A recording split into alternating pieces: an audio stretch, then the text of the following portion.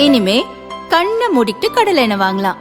ஏன்னா மந்த்ரா கடலை எண்ணெய் இதயத்தின் தயாரிப்பு. வறுக்க பொரிக்க ஏன் எல்லா சமையலுக்கும் மந்த்ரா தான். மந்த்ரா கடலை எண்ணெய், அபார ருசி, ஆரோக்கியமான உடல் நலம்.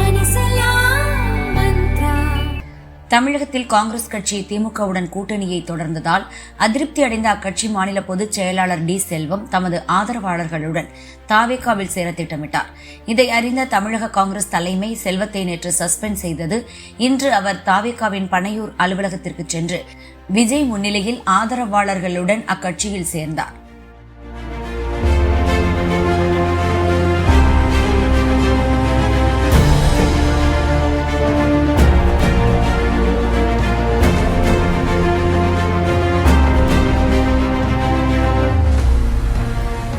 தமிழகத்திலே காமராஜர் ஆட்சியை மீண்டும் மலர வைக்க வேண்டும், இயக்கத்தில் உள்ள அனைவருக்கும் ஆட்சி அதிகாரத்தை கொடுக்க வேண்டும் என்ற ஒரே நோக்கத்தோடு தான் இங்கே தன்னுடைய உயிரை மாய்த்துள்ளார்கள்.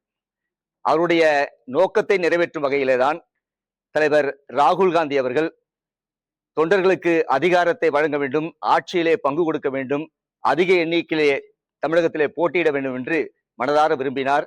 அதன் அடிப்படையிலே தான் தாவேகாவுடன் கூட்டணி சேர்ந்து தமிழக மக்களின் எண்ணத்தை நிறைவேற்ற வேண்டும். இங்கே குறிப்பிட்டதைப் போல இந்த தீய சக்தி இந்த மக்களை சுரண்டி தன்னுடைய குடும்ப வளத்திற்காக சொத்துக்களை குவித்துக் கொண்டிருக்கும் இந்த திமுக ஆட்சியை அகற்ற வேண்டும் என்ற ஒற்றை எண்ணத்தோடு நோக்கத்தோடு தான் இருந்தார். ஆனால் சந்தர்ப்ப சூழ்நிலை காரணமாக சில குள்ளநரிகள், சில சந்தர்ப்பவாதிகள், சில சுயநலவாதிகளுடைய அந்த நோக்கத்தின் அடிப்படையிலே இன்றைக்கு தாவேகாவுடன் கூட்டணி வைப்பது இயலாத ஒரு நிலை ஏற்பட்டுள்ளது.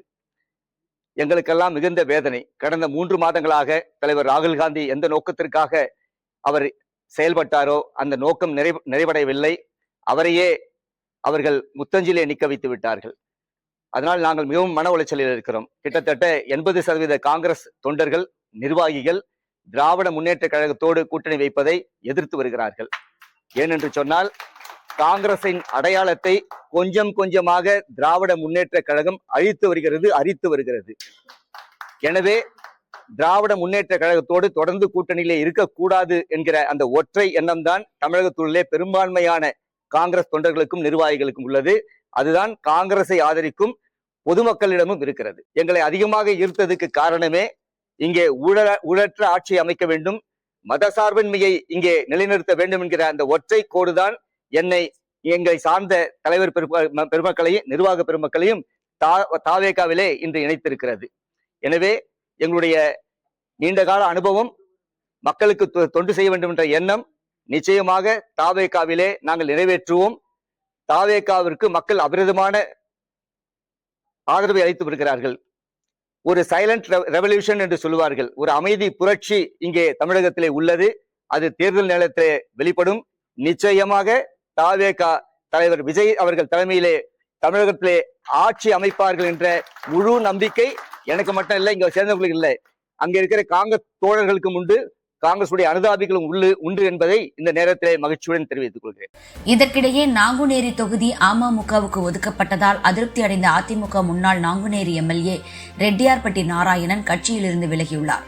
அவரும் விஜய் கட்சிக்கு செல்வார் என தெரிகிறது.